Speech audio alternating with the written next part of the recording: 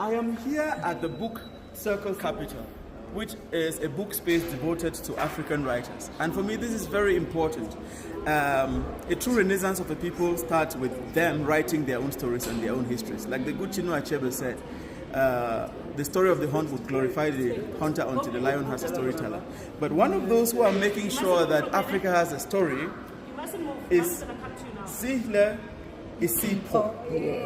And I'm happy to be joined by her here. Thank you so much. But what is special about your book is that it's a children's book. Yeah. And we just at the launch. And what I really loved was the way that it was turned into drama and then interacts children into difficult topics. How did you come into writing children's books though? Yeah, how did I come into writing children's books? I used to blog for a long time. Okay. And my mother is a writer, and for a long time she wanted to write. And so I approached a publisher and I said to them, hey, listen, can you help us to publish my mom? She said, well, maybe you can submit for a children's book at the moment. And I took one of those blogs, and it was from that we really started to turn blog writing into children's books. And I think just being able to see, right, like what a book can do for little people is so massive that it just multiplies your energy into continuing to do it. And why that is very lovely. And then the next thing was the title, The Day Mandela Came to Class. I was hoping it was just going to be another narration of Mandela, but then it went into very difficult topics. How do you come to realizing such a project? Absolutely. So this book came out of research from the UCT Migration and Mobility Hub, and they spent about 5 years going across South Africa, Lesotho, and other places across the country, trying to understand the experiences of migrants in South Africa and their own realities.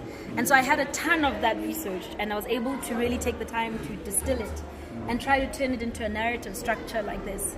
My aim was that I would be able to show the interiority or the world of this little girl, maybe, or a little boy as well, and the ways in which they have to navigate their identity in these really narrowed spaces like the classroom, where they have to interface with who other people say they are and who they are figuring themselves out to be in the world. Thank you, but still one more question. Yeah? Difficult topics, confronting childhood. You know, I just heard the word Dudula, for instance, which I must confess has stood out in my being here, because the first video I made in South Africa and put online was met with more than 500 comments, and that's where I first came in contact with this word. And then Uhambe, is it Ahambe, or some of these kind of words. Kwere, I saw them all on there, and then I started researching what it meant. Yeah. But now you're confronting children with all of these kind of words. Isn't it too difficult? Yeah.